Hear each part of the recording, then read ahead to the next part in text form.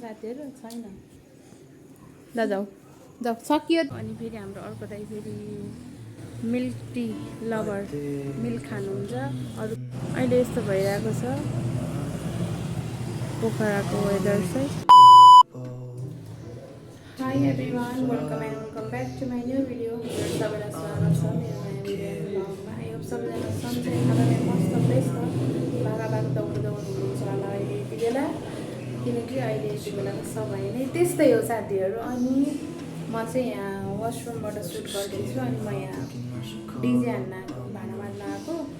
अनि मेरो ब्याकग्राउन्ड देखेर थाहै सक्नुभएको छ म यहाँ भाँडा मार्न आएको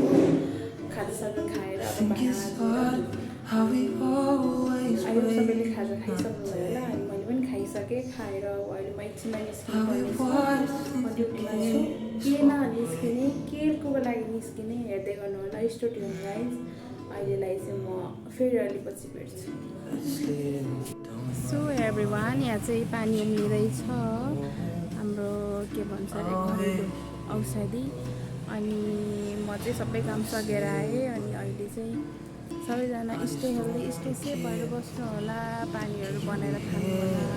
होइन किनभने बेमौसमी पानी पर्ने कहिले घाम लाग्ने एक्कासी त्यसले गर्दाखेरि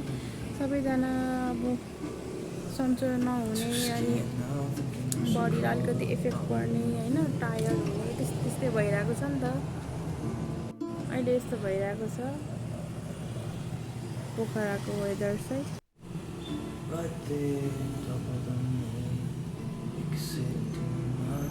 यस्तो हुँदैछ सो एभ्रिवान मैले दिदीलाई दिइसकेँ अनि दिदीलाई अब यहाँ दाइलाई दिनु पर्यो अनि फेरि हाम्रो अर्को दाइ फेरि मिल्क टी लभर मिल्क खानुहुन्छ अरू खानुहुन्न यस्तो तातो पानी मरमसला उसलाई केही पनि चाहिँदैन मात्र चाहिन्छ त मिल्क टी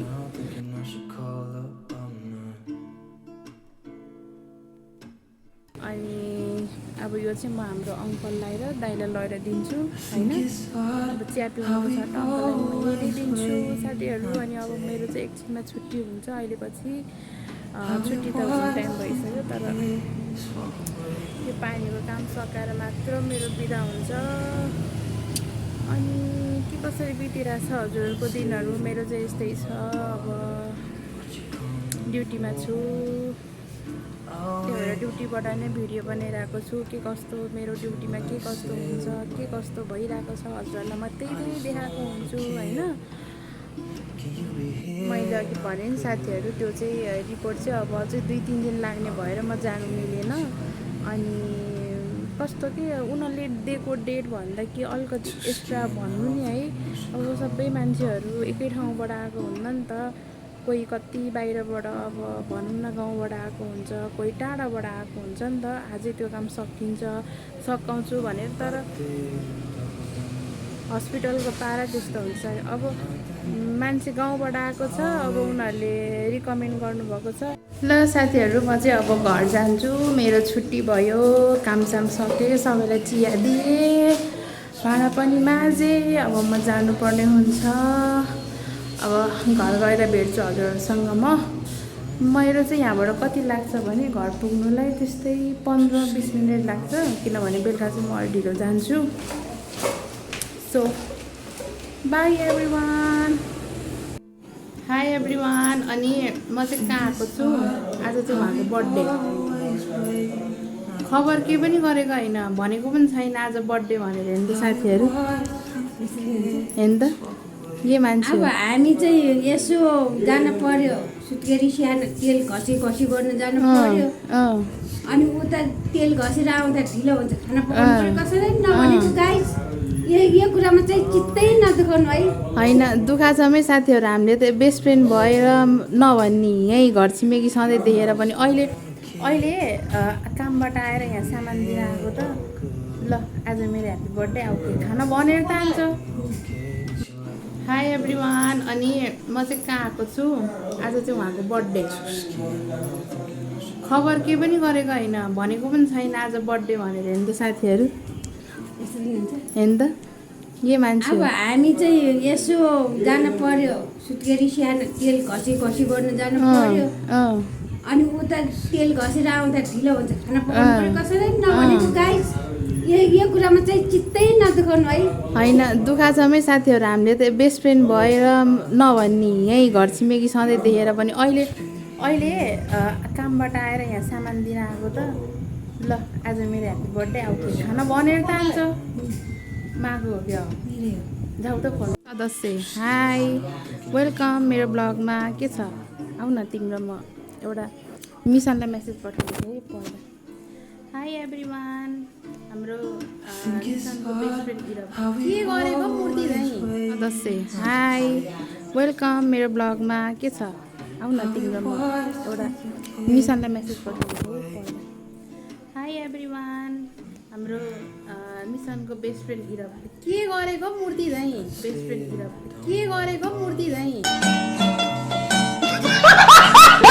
के गरेको मूर्ति त्यो के छ सन्चै छ यता न यता कस्तो भयो आज पढाइ हेर न कस्तो भयो आज पढाइ प्लिज सर यही एन्सर कस्तो भयो आज पढाइ के भन्नु छ यस्तो मान्छेसँग के भन्नु छ साथीहरू छैन ल जाऊ सकियो तिम्रो कार्यक्रम साथीहरू म यहाँ बर्थडे केक खाँदैछु बर्थडे मान्छे उता छ मलाई इरिटेट गर्न आउने मान्छे यही हो म क्यामेरा ठाडेर बोल्नु खोज्दा चाहिँ बोल्दैन गर्छ अनि अहिले चाहिँ बोल्नु आएको हामी चाहिँ अब खानासाना म यहीँ खाना खान्छु खानासाना खाएर है रुम गएपछि मलाई थकेला निलो पनि लाहा म रुम गएर डाइरेक्ट यता आएको एकछिनमै यहाँ सामान ल्याउनु पर्ने भएर ड्युटीबाट आउँदा पनि त्यही हो होइन अनि यसो ल हेर्दै गर्नु होला स्टुडियो हाई भनिदिनुमा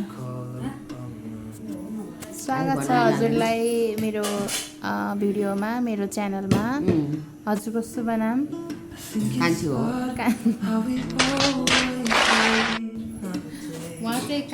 यस्तो ल म भनिदिन्छु उहाँ चाहिँ कान्छीमा हो अनि उहाँ चाहिँ माइली नि माइली उहाँहरू दिदीबहिनी हो अनि मैले अघि हजुरहरूले देखाएको थिएँ नि हाई भन्नु भनेर उहाँ चाहिँ साइली है जेठी दिदी उहाँ अघि फर्स्टको त्यो पर्पल सुगा कलरको कुर्ता लाउनु भएको चाहिँ जेठी अनि हाम्रो उहाँमा चाहिँ कान्छी अनि जुन मेरो अर्कोमा हुनुहुन्छ ऊ त्यहाँ उहाँ चाहिँ माइली साथीहरू आज दिदीबहिनी भेट हुनुभएको छ अब यस्तो समय बारम्बार जोडी राख्दैन होइन कस्तो लागिरहेको त हजुरलाई भेटेर खुसी लाग्यो होला होइन अनि डबल खुसी यता बहिनीलाई पनि भेट्नु पायो होइन उता नातिनलाई पनि अनि छोरालाई पनि तिर्वल खुसी ल यस्तै हो साथीहरू घर आइसी कुराहरू अब चाहिँ म एकछिन अफ गर्नुपर्ने हुन्छ हेर्दै गर्नु होला स्टुडियो ल साथीहरू मेरो मामा आइसक्यो म अब खाना खानुपर्ने हुन्छ साथीहरू अब म चाहिँ घर जान्छु अब यहाँ हामीले खाना पनि खायौँ रमाइलो पनि गऱ्यौँ टिकटक नि बनायौँ अब चाहिँ म घर जानुपर्ने हुन्छ समय पनि धेरै ढिला भइसक्यो भोलि ड्युटी जानुपर्ने हुन्छ अब यसरी बसेर पनि हुन्न बस्नु मन लाग्छ रमाइलो गर्नु मन लाग्छ अब यस्तै हो साथीहरू फेरि साथीहरू म चाहिँ रुममा आइसकेँ उता माको घरबाट अब